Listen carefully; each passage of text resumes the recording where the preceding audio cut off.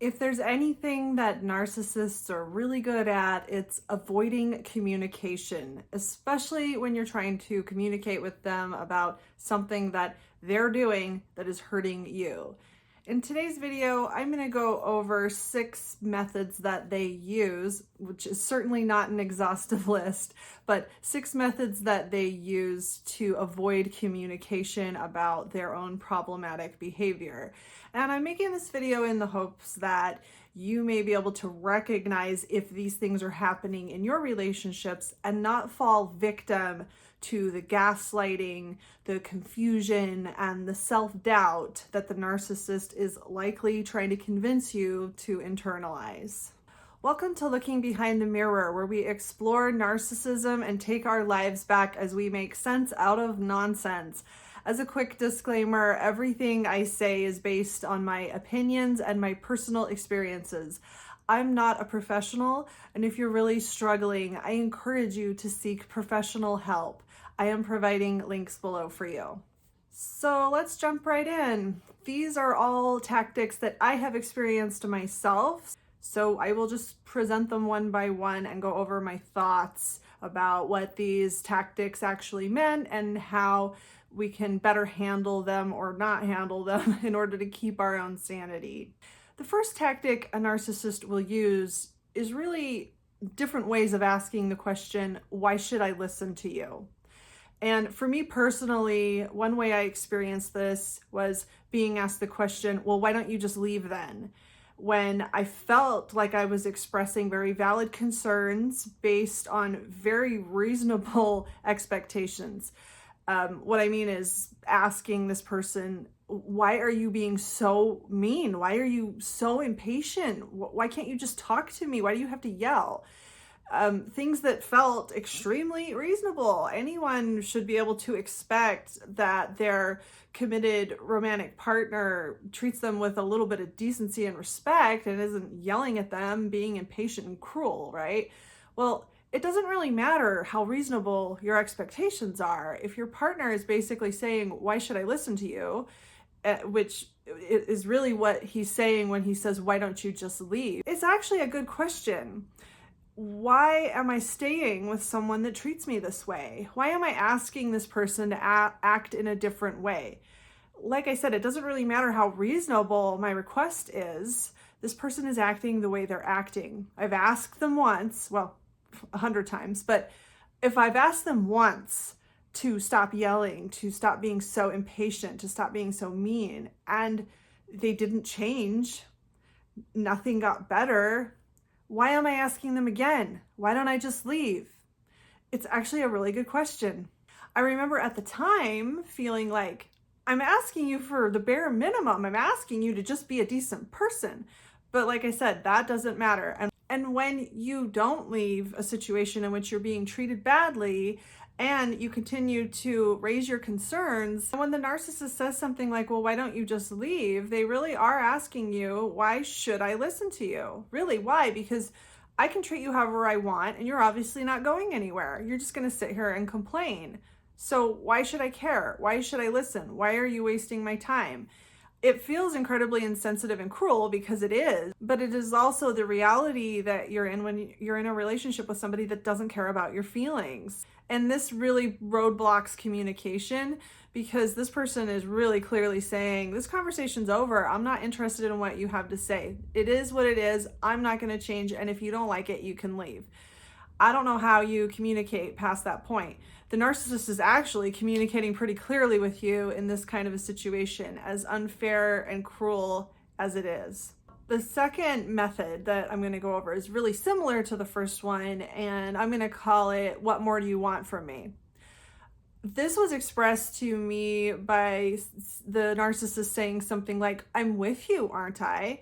When I would try to express how hurt I felt, or when I would say something like, you're always angry with me. I don't know how to make you happy. I don't know why you're always so upset and angry. I don't know what to do. He would say something like, well, I'm with you, aren't I? And really what he's saying is, what more do you want from me? I'm here. So you should just be happy that I'm here with you. You want more from me? Narcissists really feel like just being in your life is somehow doing you some huge favor, especially if you have an emotional attachment to them, if you have treated them like you really love them, like they mean a lot to you. They're convinced that, oh, I'm doing this person a favor by being in this person's life. What more do they want from me? They're asking me for more. They want me to change my behavior. They should just feel grateful that I'm here. And that's really what this person's saying. What more do you want from me? So when you're trying to communicate with somebody whose behavior is hurting you, and they basically say, what more do you want from me? Again, they are communicating with you that they are not interested in your concerns. They're not willing to change. They're not willing to listen, and they don't care if it's hurting your feelings. They are basically saying, I'm giving you everything I'm willing to give you, and you should be happy with it. I'm here with you, aren't I? That should be enough for you.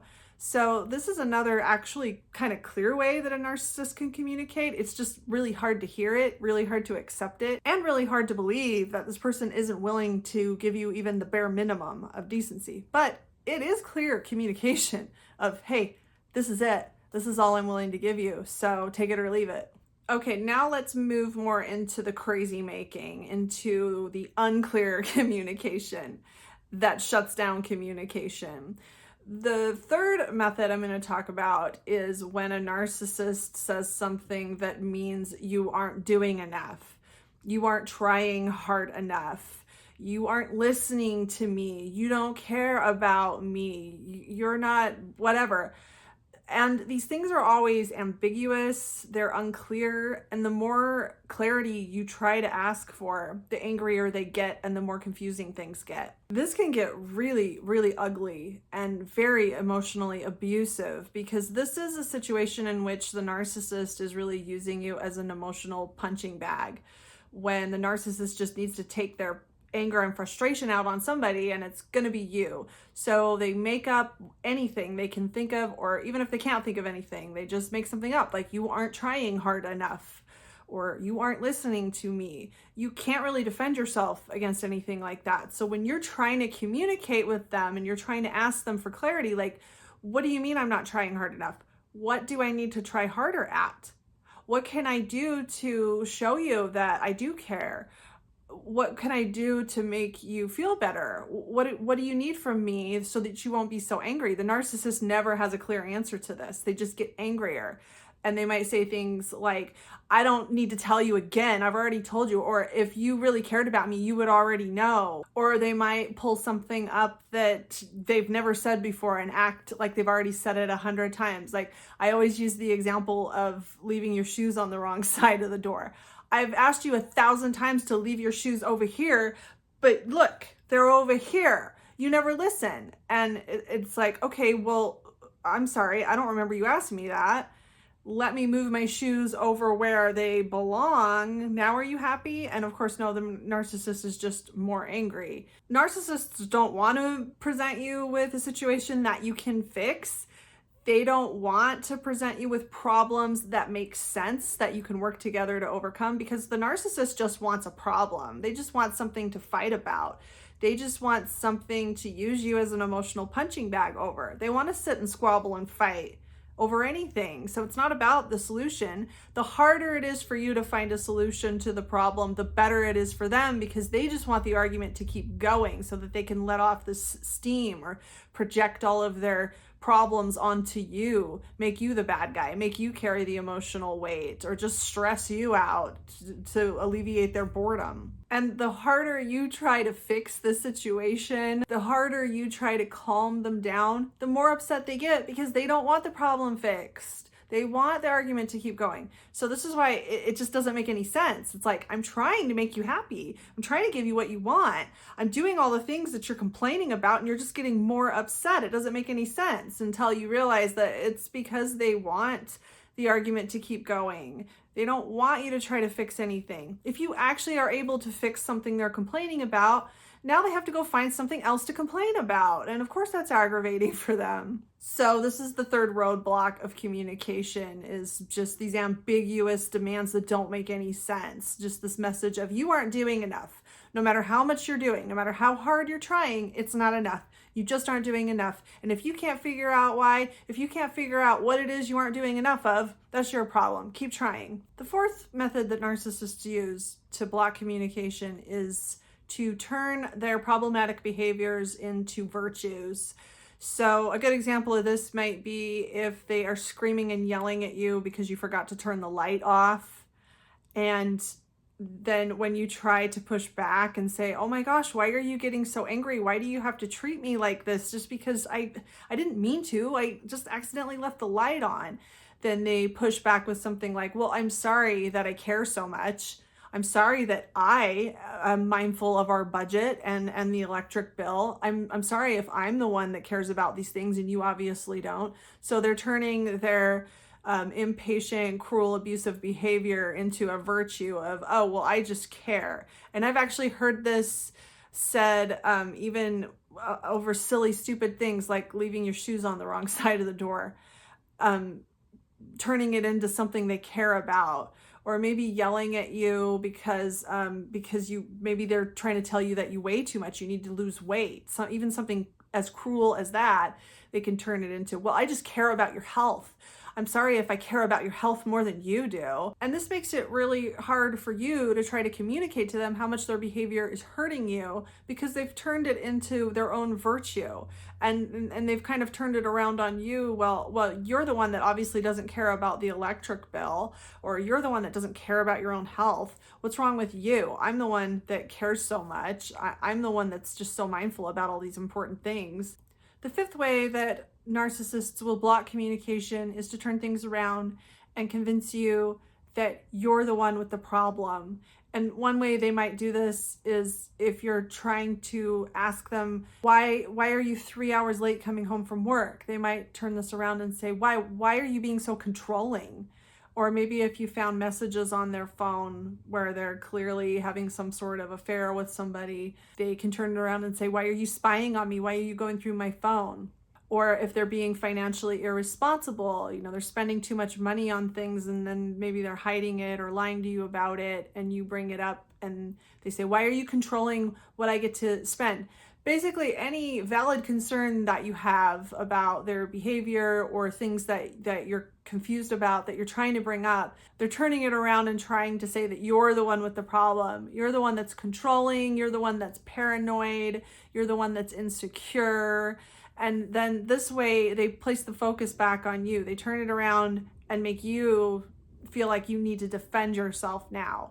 We're not talking about whoever this strange person that they're texting is, or we're not talking about these irresponsible financial decisions they're making anymore. Now we're talking about you and how controlling you are, or how paranoid and insecure you are. And this is just a really great way that they can turn the conversation around and completely avoid ever having to address the problems that they're causing, if they can somehow turn it into a problem that you're causing. And this is closely related, but a little bit different from the sixth method that I'm going to talk about, and that is that you're the one at fault. And an example of this would be maybe if you bring up some awful thing they did to you, and they say something like, oh, well, are you ready to apologize for that now?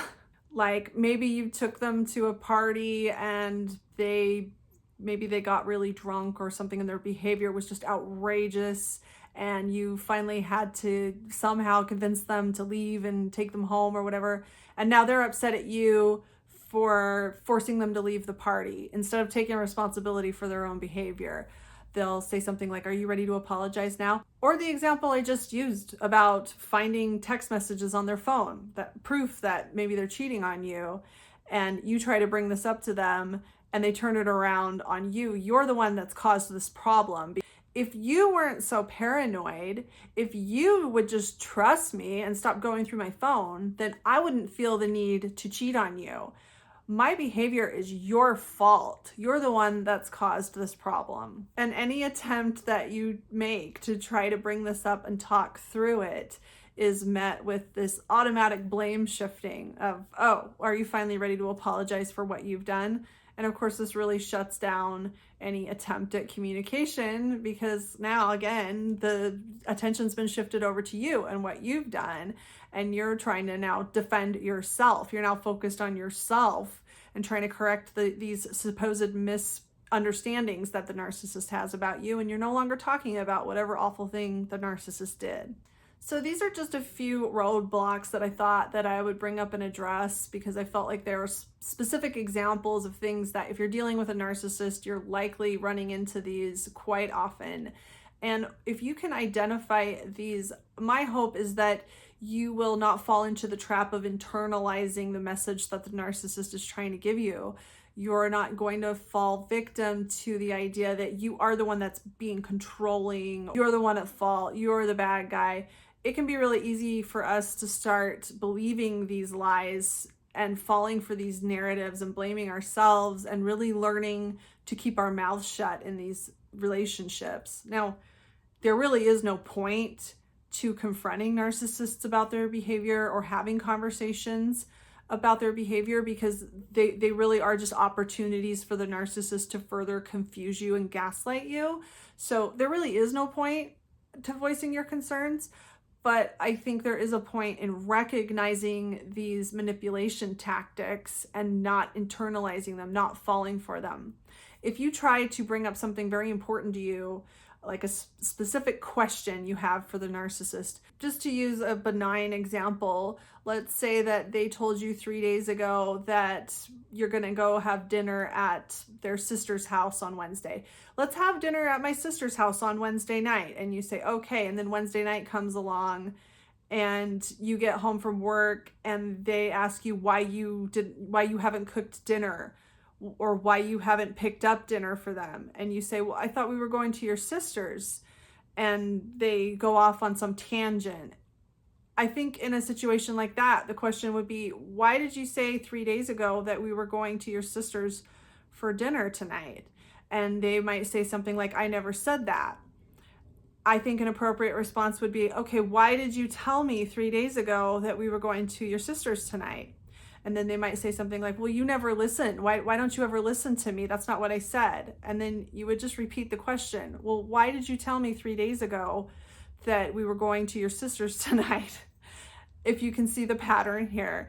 Well, why do you think my sister's going to feed us? Why do you always want somebody else to make dinner for you? Why can't you take responsibility for your own food? And then you respond with, why did you tell me 3 days ago that we were going to your sister's tonight? No matter what they say in these kinds of situations, no matter how much they're trying to turn it around on you, make it about you, blame you, convince you that you're crazy or you're remembering things wrong or you're being unreasonable, if you just keep bringing it back to whatever the main question is, and you do not allow them to derail the conversation, they will either eventually answer the question or they will just stop talking to you. They will just get frustrated and they might even run away. I've been in a situation where the person literally ran away. So that's one way to handle a situation like this. Of course, it's far better to just avoid these conversations in the first place and not be in these kinds of relationships where people are not willing to communicate with you, are not willing to listen to you, don't care about your feelings. But life isn't always so simple. So what I hope for you, the bare minimum I hope for you, is to learn how to not internalize these toxic, abusive, manipulative narratives that narcissists are hell-bent at forcing you to take onto yourselves. So I hope that this helps. If you like this video, give it a thumbs up and comment below any ideas you have for me for future videos. And don't forget to subscribe to my channel if you like this video and would like to see more like it in the future. Until next time, thanks. Bye.